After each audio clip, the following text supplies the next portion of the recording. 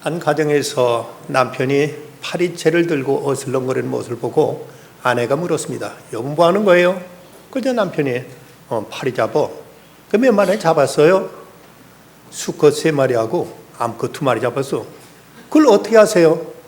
3마리는 맥주 깡통에서 놀고 있었고 2마리는 전화기 위에서 놀고 있어서 라고 대답하는 겁니다. 파리도 자기가 관심 있는 곳에서 놀고 있는가 봅니다. 현대인들의 최대 관심사는 어쩌면 건강이 아닐까 싶습니다. 어쨌든 이 땅에 건강하게 살기를 바라는 것이 일반적인 모든 사람들의 최고의 관심일 것입니다. 두 번째 관심은 어쩌면 경제, 돈 문제가 아닐까 생각됩니다. 이 시대의 세 번째 관심을 꼽자면은 어쩌면 어떻게 이 생에서 즐겁게 살아가느냐 하는 쾌락을 즐기는 이런 즐거움에 대한 것이 사람들의 관심사라고 여겨집니다. 요즘 같은 연휴를 맞게 되면 교회 출석률이 꽤 영향을 받습니다. 저분들에게 있어서 관심은 어쩌면 예배보다는 가족과 여행 등 여유를 즐기는 것이 아마 더 큰 관심이 아닌가 싶은 생각이 드는데, 이 자리에 나오신 여러분들은 이 징검다리 연휴기에도 오늘 이렇게 하나님 앞에 예배드려 나오셨으니 참 잘하셨습니다. 원태현 시인의 시집 제목이 재미있습니다. 넌 가끔가다 내 생각을 하지 나는 가끔 딴 생각을 해. 나는 그 사람에게 온전히 몰두해서 그 사람 생각만 하다가 이따금 다른 생각도 하지만 저 사람은 늘 딴 생각하다가 어쩌다가 나를 생각하는 거기에 대한 어떤 섭섭함을 이렇게 표현한 것이 아닌가 생각되어집니다. 미국 사람들의 격언 가운데 차선은 최선의 최악의 원수라는 이런 말이 있습니다. 최상의 것을 가로막는 것은 최상이 아닌 차선의 것에 대한 관심 때문에 가장 중요한 것을 잃어버리고 있다는 것이죠. 세계적인 투자 전문가인 워런 버핏의 전용 비행기의 조종사로 10년을 넘게 됐던 마이클 프린트라는 사람이 있습니다. 오늘 이 마이클 프린트가 워런 버핏과 같이 얘기하던 중에 워런 버핏이 말합니다. 당신한테 가장 중요한 걸 25가지 목록을 한번 써보라. 그냥 그 자리에서 종에다가 25가지 자기의 관심사 중요한 것을 썼습니다. 그러자 버핏이 하는 말, 그 중에서 더 중요한 가장 중요한 것 5가지만 골라서 동그라미를 쳐보라 하고 이렇게 말했습니다. 그러자 이 사람은 이제 5가지에다 동그라미를 쳤습니다. 그러자 이제 버핏이 말하기를, 그러면 동그라미 치지 않은 나머지 20가지는 어떻게 할 것이냐 물었더니 5가지 중요한 목표에 대해 집중하고 그 일에 열심히 그 일을 할 것이지만 그러나 그래도 시간 나는 대로 틈틈이 나머지 20가지에도 관심을 보이고 이 일을 도모해가지고 이 모든 걸 이루도록 힘쓰겠습니다 라고 이렇게 말했습니다. 이때 워런 버핏이 한 말이 이겁니다. 자네 지금 실수하는 거야. 자네는 자네가 중요하다고 생각하는 그 5가지 목표를 전부 달성할 그때까지는 나머지 20가지 목표에는 관심도 기울여서는 안 된다네 라고 이렇게 말했습니다. 무엇을 할 것인가도 중요하지만 무엇을 하지 않을 것인가도 우리는 분명히 할 때, 그럴 때 해야 할 그 일을 해낼 수 있다는 것이죠. 윌로 크릭의 빌 하이벨스 목사님은 그의 책 인생 경영에서 믿는 자의 우선순위에 대한 이런 말을 했습니다. 어떤 일은 온갖 불의의 사람, 활동, 업적, 책임 따위 자신을 아낌없이 후인내어준다. 시간과 정력과 창의력과 관심을 교육, 직업, 친구, 가족, 쾌락 등에 쏟아붓는다. 여러분은 어떤가? 하나님과 관계는 딴전인 채 더 큰 곡간을 짓는 일에 시간과 정력을 쏟고 있는 것은 아닌가? 우리들의 인생에서 혼란과 여러 가지 어려움을 겪게 되는 이유는, 영적인 기갈과 무의미에 빠지게 되는 이유는 무엇보다 삶의 질서가 깨진 때문이라고 말하고 있습니다. 오스왈드 챔버스도 그의 책 주님은 나의 최고봉에 사는 말, 하나님께 대한 믿음의 삶에서 가장 큰 원수는 죄가 아니다, 충분치 못한 차선이다 라는 말을 합니다. 죄가 아니다, 최선에 대한 무관심과 충분하지 않은 차선의 것을 기웃거리면서 우리가 하나님에 대한 믿음의 삶에 있어서 실패하고 있다는 이런 의미 있는 지적을 하고 있습니다. 오늘 성경 사도행전 1장에 보면 제자들의 그들의 최대의 관심사가 잘 나타나 있습니다. 예수님이 이 땅에서 40년 동안 33세를 사시다가 40일 동안 부활하신 후 계시다가 예수님께 예루살렘 가까운 감람산에서 이제 승천하시는 그 자리입니다. 그때 제자 중 하나가 예수님께 묻습니다. 그들이 모였을 때 예수께 여쭈어 이르되 주께서 이스라엘 나라를 회복하심이 이때입니까? 이 질문은 지금 이스라엘이 로마의 지배하에 있고 있는데 언제나 이 나라가 제발 해방과 독립을 이룰 수 있습니까? 라는 이런 현실적인 문제를 가지고 예수님께 질문하고 있는 것입니다. 어쩌면 이것은 당연한 관심이고 마땅한 질문일 수 있습니다. 이스라엘은 지금 수백 년째 나라의 주권을 잃어버린 채 외세의 지배하에 있었습니다. 그래서 그들에게 목매도 소원은 어느 때나 우리가 외국의 지배를 다 벗어버리고 우리 나름대로 자주 독립국가를 이룰 것인가, 그 언제나 솔로몬과 다윗과 같은 그런 영광스러운 나라를 다시 회복할 것인가 하는 것이 그들의 최고의 관심사였습니다. 그래서 그토록 간절하게 어서 메시아가 오셔서 우리에게 해방과 자유를 주시기를 그토록 소원했습니다. 그렇게 간절히 기다리던 때 예수님께 이 땅에 오신 것이죠. 메시아로 오셔서 많은 사람들이 병을 고쳐주셨고 저들에게 천국 복음을 들려주셨고 죽은 자를 살리셨고 눈먼 자를 눈을 띄워주셨습니다. 그럴 때 그 제자들의 관심은 야, 이제 됐다. 이분이 이제 이스라엘을 회복하실 것이 아닌가 하는 이 기대로 한껏 부풀어 있었습니다. 근데 웬일입니까? 그 능력 있고 그 전능하신 주님이 그만 원수들한테 잡혀서 십자가에 못 박혀 돌아가시고 말았습니다. 이때 제자들의 실망은 참으로 대단했을 것입니다. 그래서 그토록 목숨 바쳐서 주님을 끝까지 따라가겠다고 했던 제자 베드로도 이건 아니다 싶어서 모든 걸 버려두고 주님을 떠나고 말았던 것입니다. 그런데 그 예수님이 돌아가신 사흘 만에 부활하십니다. 이때 그들의 기대는 더 커졌을 것입니다. 이야, 이 죽음까지도 이길 수 있는 분이라면 이제 못할 일이 어디 있겠는가? 이제 이 예수님을 말미암아 능히 이 나라를 회복시키리라 하는 이런 한껏 기대에 부풀어 있는데 예수님이 승천하십니다.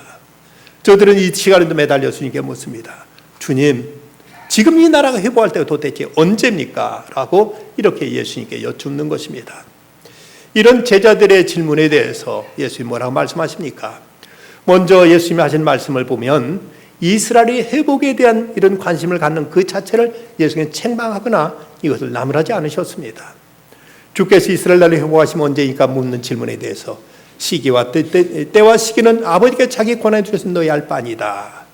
이런 세속적인 문제에 대해서 너희들은 관심 갖거나 이런 것에 대해서는 너희들 이제 기도해서는 안 된다고 이렇게 예수님께서 부정하는 책망하신 것이 아니었습니다. 그런가 하면 하나님도 이런 문제, 세상 문제에 대해서는 하나님도 무관심하신다. 이런 건 하나님도 전혀 이런 건 신경 쓰지 않으신다고 이렇게 대답하지도 않으셨습니다. 때와 시기는 아버지께 자기 권한에 투였다고 말씀하시므로 이런 문제에 대해서도 하나님은 관여하시고 다스리시고 이런 문제도 하나님의 섭리 가운데 있다고 말씀하십니다. 욥기 10장 23절 보면 민족들을 커지게도 하시고 다시 멸하기도 하시며 민족들을 널리 퍼지게도 하시고 다시 끌려가기도 하신다고 말씀하십니다. 그러면서 이제 제자들이 더 관심 갖고 추구해야 될 문제가 무엇이냐를 말씀하십니다.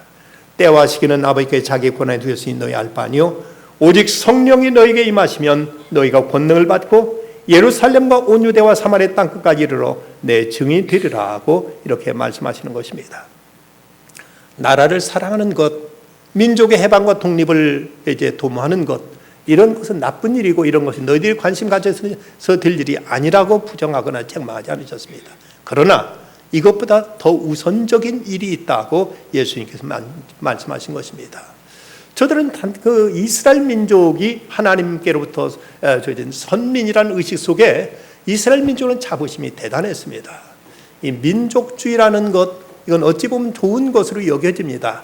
그러나 이것이 잘못될 때 이건 무서운 악마적인 힘을 드러내게 됩니다. 70년 동안 공산주의 이데올로기가 인류의 큰 영향을 미치던 그 때를 제외하고는 이 민족주의가 이 땅에 많은 전쟁의 불씨가 되곤 했던 것입니다. 2차 대전은 게르만 민족이 가장 우월하다는 이 히틀러의 망상에 의해서 이루어졌고, 태평양 전쟁은 일본 천황의 신민인 일본 민족이 아시아를 지배된다는 그들의 우월성 때문에 이 동아시아에 얼마나 많은 나라가 큰 고통을 겪었는지 모릅니다. 지금도 세계 곳곳에 일어나고 있는 테러라든지 민족적인 분규는 거의가 자기 민족만 위하는 이런 민족주의 때문에 일어나고 있는 것을 우리는 결코 부정할 수 없습니다. 영국과 프랑스와 러시아가 싸웠던 크리미아 전쟁 때, 이때 나이팅게일은 적군과 아군을 가리지 않고 전쟁터를 다니면서 모든 부상당한 병사들을 치료해주고 저들을 보살피고 저들을 위해서 헌신했습니다. 이 때문에 그녀는 간첩으로 몰리기도 하고 매국노로 이렇게 매도되기도 했습니다. 그때 나이팅게일은 이런 말을 합니다. 애국심만으로는 부족합니다. 정의가 먼저요, 진리가 먼저요, 평화가 먼저요, 사랑이 먼저이지 우리가 애국심만 가지고는 안 됩니다 라는 이런 말을 했습니다. 예수님은 제자들의 마지막 유언과도 같이 당부하신 말씀 3절에 보면 하나님 나라 일을 말씀하셨다고 했고, 4절에 보면 예루살렘을 떠나지 말고 내게 들은 바 아버지의 약속하신 것을 기다리라고 말씀하십니다. 내 아버지 약속하신 것, 이것은 곧 요한복음 14장에서 약속하신 성령에 대한 것입니다. 내가 아버지께 구하겠으니 그가 또 다른 보혜사를 너희에게 주사 영원토록 너희와 함께 있게 하리라고 말씀하신 그 성령에 대해서 말씀하신 것입니다. 제자들의 관심은 철저히 땅에 있었고 예수님의 관심은 하늘나라에 있었던 것입니다. 지난 18세기 1789년 프랑스의 대혁명이 일어나고 나서, 그러고 나서 프랑스 사회는 혁명과 반혁명 세력 간에 늘 피비린 나는 살상과 보복이 계속되었습니다. 그 길로틴 단두대에서는 그곳에서 늘 이제 수많은 사람들의 피가 그칠 날이 없었습니다. 그때 편안한 가정이 없었고 편안한 사회가 없었고 하루도 편안한 날이 없었습니다. 온통 불란서는 피로 뒤덮이고 말았습니다. 그러나 그 같은 시기 영국도 부패하기는 프랑스나 다를 바가 없었습니다. 하지만 영국에게 그 당시 참으로 다행스럽게 했던 것은 영국에는 존 웨슬리, 그리고 휘필드 같은 이런 경건한 신앙들이 있어서 민족의 아픔을 끌어안고 그 땅에 하나님의 의가 이루어지기를, 그리고 그리스도의 복음이 모든 영국 사람들에게 전해지기를 위해서 그토록 헌신했고 그토록 이를 위해서 열심히 그들은 복음을 전했습니다.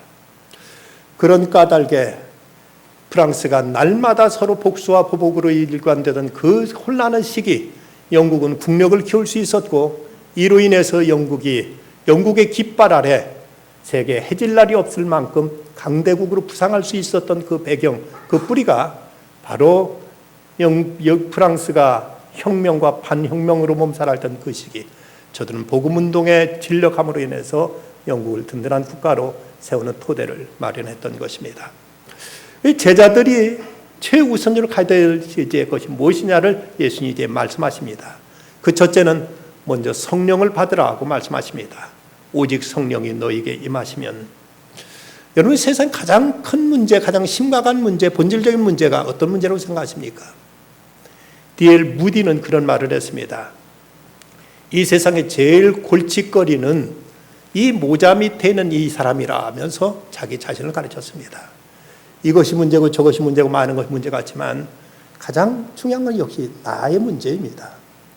나 하나 잘 되면, 나 하나 복되면 내 가정도 복된 가정이 됩니다.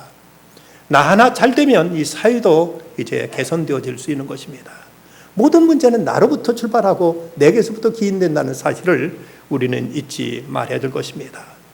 내 생각도, 내 주장도, 내 목적도, 방법도, 그래서 성령께 주도하셔서 성령이 나를 다스리실 때, 그럴 때 진정 우리 안에 참된 평안이 있고 기쁨이 있고 삶의 활력이 있고, 그러면서 우리는 하나님의 축복의 통로로서 위대한 일을 이루어 나갈 수가 있게 되어지는 것입니다.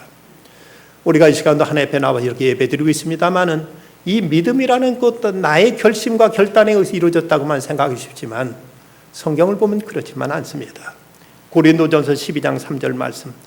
그럼 내가 너에게 알리노니 하나님의 영으로 말한 자는 누구든지 예수를 저주할 자라 하지 아니하고 또 성령으로 아니하고는 누구든지 예수를 주시라 할 수 없느니라. 그러고 보면 우리가 예수 믿게 된 것도 성령께서 내 마음을 감동하셔서 하나님을 알만하게 하시고 그리스도를 믿고 그 영접할 수 있도록 성령께서 그렇게 우리에게 역사하신 때문이었습니다. 우리가 베드로를 보면 그가 죽기까지 예수님을 따르겠다 하고 그렇게 혼장담했던 그였지만 그는 나름대로는 그 당시 진실이었을 것입니다. 하지만 원수들 앞에서 계집종 앞에서도 예수님을 3번이나 모른다고 그렇게 부정하고 말했던 건 베드로였습니다. 그 베드로가 오순절 성령 받자 그는 사내들은 회당 앞에서도 담대하게 너희 말을 듣는 것이 옳으냐 하나님 말씀 듣는 것이 옳으냐 말하면서 그는 담대하게 죽음도 두려워하지 않고 복음을 외칠 수 있었던 것, 그것이 바로 베드로에게 성령 충만이 있었기 때문입니다. 오슬도 챔버스는 말하기를 사람은 모든 걸 다 모방할 수 있다. 한 가지 못하는 것은 바로 성령 충만이라고 말했습니다. 우리가 예수 믿는 척은 할 수 있습니다. 하지만 진정한 믿음은 성령으로 말미암지 않고는 우리는 바른 믿음의 자리에 들 수 없음도 겸손히 인정해야 될 것입니다. 제임스 W. 골이라는 사람이 쓴 책 주 임재에 사로잡히다는 책에 보면 이런 이야기를 하고 있습니다. 나는 인구가 300만이 채 안 되는 미주리의 작은 마을에 자랐다. 내 어렸을 적에 우리 집에는 상수도가 없었다. 우리 동네 공동 펌프에 가서 손으로 펌프질을 해서 물을 퍼왔다. 그런데 아무리 날씨가 더워도 땅 깊은 곳에는 그 지하수는 언제나 차갑고 시원하기만 했다. 나는 그 펌프가 냈던 끽끽거리는 소리를 지금도 또렷이 기억하고 물이 철썩거리며 물통에 잠기던 모습도 기억하고 있다. 그리스도인인 우리는 여러 면에서 우물과도 같다. 우리 각 사람의 깊은 곳에는 샘이 있다. 거기서 생수가 끊임없이 쏟아져 나온다. 그것의 근원은 하나님이시다. 우리가 깊은 곳에서 물을 길어 물통을 가득 채울 때 그것은 우리를 새롭게 하고 우리에게 새 힘과 새 생명을 줄 뿐만 아니라 그것을 함께 나눈 모든 사람에게도 동일한 유익을 준다. 내가 하나님 앞에서 영혼을 잠잠하게 할 때 나는 내면 깊은 곳으로 들어가 물통을 내려놓게 된다. 그러면 주님은 그 물통에 물을 가득히 채워주신다. 나는 그 물통을 다시 들어올린다. 그렇게 해서 예수님의 물이 나의 영혼을 족족히 적시며 또 나를 통해 다른 사람들의 영혼도 적시게 된다. 외부로 가기 위해서 나는 먼저 내 내면을 향해 가야만 한다. 우리 심령 속의 영은 그곳에 하나님의 은혜의 생수가 부어지게 되면 우리는 어떤 경우에도 만족할 수 있고 행복할 수 있고 기뻐할 수 있고 담대할 수 있고 승리할 수가 있다는 것을 우리는 겸손히 인정할 수 있어야만 됩니다. 두 번째는 예수님께서 이제 권능을 받아야 된다고 말씀하십니다. 오직 성령이 너에게 임하시면 너희가 권능을 받고 우리가 하나님의 능력을 덧입어야 된다고 말씀하십니다. 이 시대 많은 사람들의 가장 큰 문제는 불경기, 경제 불황이라고들 걱정하고 있습니다. 하지만 세상에 아무리 경제 불황일지라도 내게 돈만 많이 있으면 경제 불황을 걱정할 거 없습니다. 학생들이 시험을 걱정하지만 내게 실력만 있다면 그 시험도 문제될 바가 없는 것입니다. 오히려 나의 능력을 이제 입증할 수 있는 좋은 기회가 되어질 수 있기 때문인 것이죠. 우리에게 이런저런 많은 문제가 있는 듯 싶지만 하나님의 능력만 우리가 덧입을 수 있다면 어떤 문제도 넉넉히 해결해 나갈 수 있음을 우리는 믿어야 될 것입니다. 1930년대 미국의 텍사스주에 H. 풀이라는 사람이 목장을 운영하고 있었는데 그때 그 목장은 부채에 시달리면서 그 목장마저도 이제 빼앗길 이런 위기에 처했고 그런 자기 가정의 생계조차도 해결하기 어려워가지고 그는 이제 그 정부 보조금으로 근근히 생활하고 있었습니다. 근데 어느 날 석유 회사에서 몇 명의 사람들이 나와가지고 아무래도 이 목장 이 지역에 석유가 매장되어 있는 것 같다. 이거 한번 탐사해 봤으면 좋겠다. 그리고 여기서 석유가 나오면 우리 계약을 맺어서 이제 일정 금액을 당신한테 주고 이걸 우리 회사에 채굴하도록 하자고 이렇게 제의를 합니다. 다른 대책이 없었던지라 그는 그 이제 계약서에 서명을 했습니다. 그래서 그곳을 이제 채굴해 봤더니 저기야말로 놀라운 일이 일어났습니다. 하루에 8만 배럴의 석유가 쏟아져 나오는데 금액으로 치면 하루에 $250만, 우리 돈으로 30억 원 정도가 거기서 쏟아져 나오는 것입니다. 그것도 30년 동안 이 석유가 거기서 쏟아나려는 이런 예측이 나왔던 것입니다. 그동안 그는 석유가 출렁이고 있는 그 목장지대에 살고 있으면서도 그는 그 사실을 몰라서 그동안 그렇게 어렵고 쪼들리게 살았다면, 우리가 하나님의 능력, 하나님의 은총을 깨닫고 발견하고 이것을 발굴해낼 수만 있다면, 여기에 이때에서 살 수만 있다면 어떤 오늘의 어려움과 현실도 우리는 넉넉히 이겨낼 춤을 우리는 확신해야만 됩니다. 다음은 그리스도의 증인이 되라고 말씀하십니다. 예루살렘과 온유대와 사마리아 땅끝까지 이르러 내 증인이 되리라. 저들은 선민이란 특권의식에 사로잡혀가지고 자기 같은 동족인 유대인 외에는 복음을 전할 생각도 하지 않았고, 그것은 다른 사람들에게 해당되지 않는다고 생각했습니다.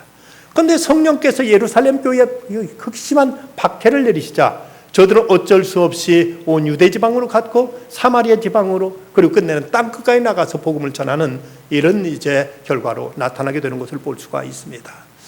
요즘도 어떤 사람들은 얘기하기를, 우리가 아직도 우리나라 사람들 가운데 예수 안 믿는 사람들이 아직도 수두룩한데 그들한테 전도하는 건 우선이지, 왜 티베트는 왜 가야 되고 왜 아프리카 탄자니아는 왜 선교사를 보내야 되느냐고 이렇게 얘기하는 사람들이 있습니다.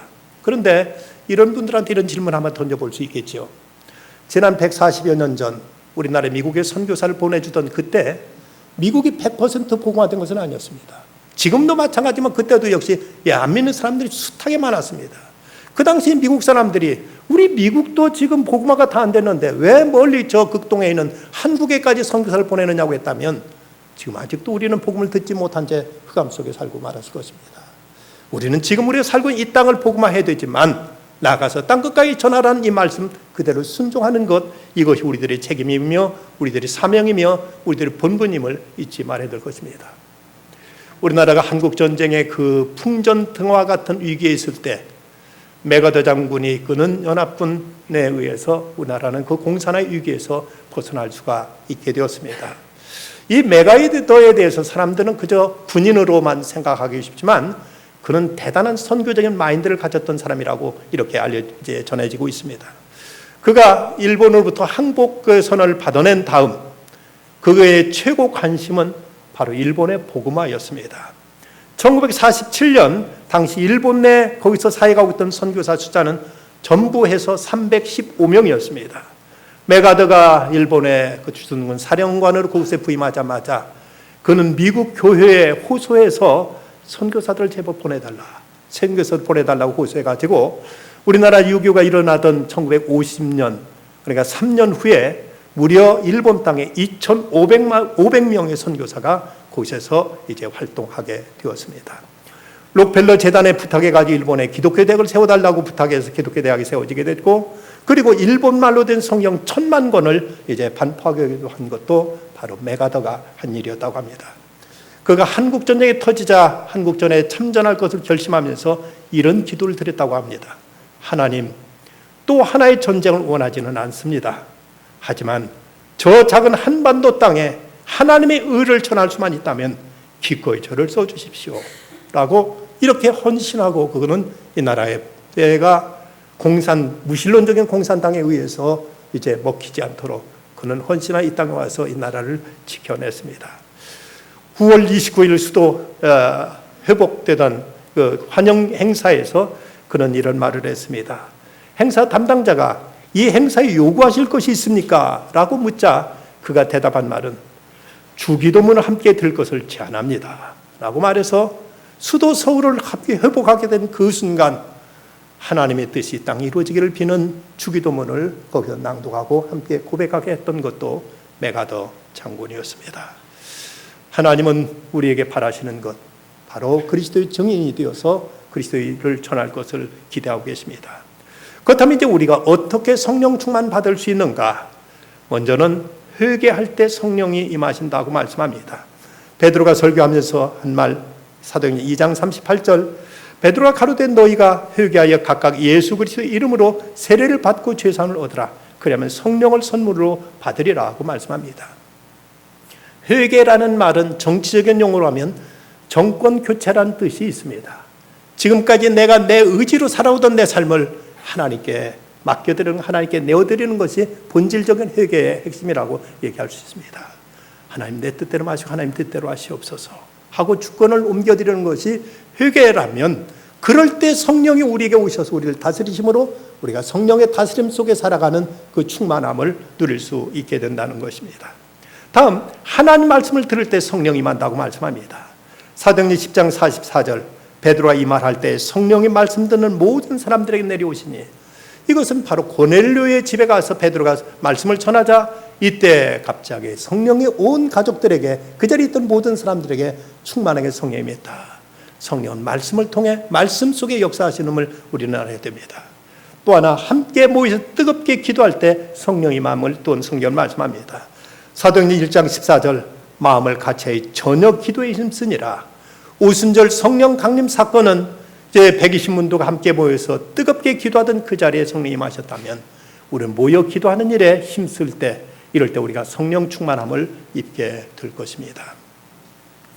송준기라면 탤런트라면 여러분 생각하시겠습니다만은, 송준기라는 이름을 가진 목사님이 있습니다. 이번에 쓴 책 가운데 보면 끝까지 가라는 책에 홍대 밤거리에 이목을 끌었다는 제목의 이런 이야기가 거기에 기록되어 있습니다. 우리는 금요일 밤 막차를 타고 홍대에 도착하여 무작정 여기저기를 돌아다녔다. 전도 방법은 정해지지 않아 누군가는 악기, 누군가는 솜사탕 기계를 끌고 나왔다. 카드를 들고 전도하거나 본인이 작곡한 힙합 음악이나 사형리, 팔찌, 주사위, 그림책, 달고나 등 다양했다. 우리는 먼저 모여서 노래한 후에 흩어져서 개인 전도를 하며 밤새 홍대를 누볐다. 다양한 사람들의 다양한 방법으로 복음을 전하자 사람들은 우리를 개나 소나로 불러 개나 소나 전도팀이 되었고, 그 밤거리 이목을 끌었다. 새벽 3시에 춤추며 찬양하는 사람들을 만나는 것은 누구에게나 특별한 경험이었다. 불신자들은 자주 질문했다. 아니, 술도 안 먹었는데 왜 이렇게 기뻐해요? 술 취한 자와 성령 취한 자, 죄인들과 은혜 받은 죄인들의 어깨동무하고 춤추며 노래 불렀다. 우리는 주로 클럽 거리에서 전도했는데, 클럽 앞에 줄 서서 차례를 기다리던 손님들이 자꾸 우리 쪽으로 오자 손님 빼앗긴다고 클럽 관계자가 우리에게 떠나라고 하자 그들에게도 복음을 전했다. 얼마 후 업주들이 우리를 경찰에 신고했다. 경찰이 출동하기 직전 클럽에서 거리에 틀어놓은 시끄러운 음악이 동시에 꺼지는 것을 알았다. 언제부터 우리가 나타나면 거리에 음악이 다 멈추면서 경찰이 곧바로 출동했다. 한 번은 경찰관이 춤판을 저지하며 개나 소나 멤버 한 명에게 엄하게 물었다. 당신은 뭐하는 사람들입니까? 여기 대표자 누구요? 춤추며 찬양하던 그가 서슴없이 대답했다. 우리 대표자요? 당연히 예수님이시지요. 경찰은 어이없다는 듯 또 다른 멤버에게 물었다. 아니, 이 사람들 장난하나? 여기 연장자 누구요? 그 사람도 망설임 없이 대답했다. 연장자 당연히 예수님이지요. 질문한 경찰은 주의를 준 후에 그 자리를 떠났다.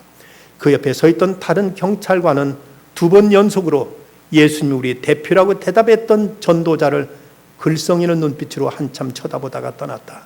아마도 그는 크리스천인 듯 했다. 요즘 그렇게 전도가 어렵다고 하지만 지금 이 시대도 성령 충만한 사람들은 어쩌면 젊은이들의 환락의 거리, 어쩌면 그야말로 밤새고 먹고 마시고 놀고 뛰는 데만 정신 팔려는 그들에게도 찾아가서 이렇게 복음을 전하는 사람들이 있다는 사실을 우리는 심각하게 받아들일 수 있어야 될 것입니다. 제자들의 관심은 언제나 땅에 있었습니다. 그러나 우리 주님은 이 땅에 오셔서 처음 외치셨던 말씀도 회개하라, 천국이 가까웠다고 말씀하십니다. C.S. 루이스는 말하기를 땅의 것을 지향하라, 모든 것을 잃게 될 것이다. 하늘을 지향해라, 땅도 덤으로 얻을 것이라 하고 이렇게 말한 바가 있습니다. 페트라는 여선생님이 그가 어느 때 하나님께 기도하다가 어느 날 그가 선교로 헌신하기로 그는 이제 결심을 했습니다. 근데 막상 그가 현실을 생각해 보니까 자기는 지금 결혼을 해야 될 때인데 결혼을 하는 거 우선이라 싶어서 선교하러 가려던 것을 그는 포기하고 그리고 자기의 맞는 남자를 찾기에 2년 동안을 힘썼습니다. 하지만 주변에 적당한 사람 만나지 못해서 늘 답답하고 항상 마음이 울적한 가운데서 목사님께 찾아가서 상담을 했습니다. 목사님 이러한데 어쩌면 좋겠습니까? 하고 묻자 목사님이 단호하게 말합니다. 먼저 하나님과 약속을 지키세요. 그 말 듣고 그는 어렵지만 모든 걸 정리하고 아프리카 기니아에 가서 선교하러 갔습니다. 놀라운 것은 아프리카 기니아의 그 밀림 속에서 좋은 남자를 만나서 가정을 이루고 거기서 이제 하나님 앞에 더 귀하게 쓰임받을 수 있었다고 합니다. 우리에게 우선 항상 내 자신의 것이라고 생각합니다. 그러나 먼저 그의 나라와 그 의를 이루고 나면 이 모든 걸 너에게 더하시라고 성경은 말씀합니다. 스가랴 선지자는 말했습니다. 그가 내게 대답하여 이르되 여호와께서 스룹바벨에게 하신 말씀이라 아니라 만군의 여호와께서 말씀하시되 이는 힘으로 되지 아니하며 능력으로 되지 아니하고 오직 나의 영으로 되느니라. 이스라엘의 회복도 사람의 능력과 사람의 의지만 가지고 되는 것 아니다. 하나님의 때 하나님 방법으로 하나님께서 친히 하실 것이라고 말씀합니다. 오직 성령 충만하여 우리가 능력받고 그리스도의 증인된 삶을 살게 될 때, 그럴 때 하나님은 우리가 관심 갖던 것, 우리가 소원하던 것도 하나님께 이루시고 하나님께 역사하신다고 말씀하십니다. 하나님의 관심을 우리의 관심으로 돌릴 때 하나님은 우리의 관심에 대해서 귀를 기울여 줄 것입니다. 이 은혜가 함께 하시기를 간절히 기원합니다. 기도하십시다. 거룩하신 아버지 하나님, 성령이 이끌려 주 앞에 나왔습니다. 하나님, 팔아엎기는 주님 저에게 많은 건 문제 같지만 저희들이 영혼이 가난한 것이 가장 심각한, 가장 본질적인 문제라고 느껴집니다. 성령으로 충만케 하여 주시옵소서. 능력을 받게 하여 주시옵소서. 그리스도를 전할 수 있게 하여 주시옵소서. 하나님의 뜻을 이루어드리는 중에 저희 뜻 또한 하나님의 은총 가운데 아름답게 이루어지는 이 기쁨과 감격 맛보게 하여 주시옵소서. 예수님의 이름으로 기도드리옵나이다. 아멘.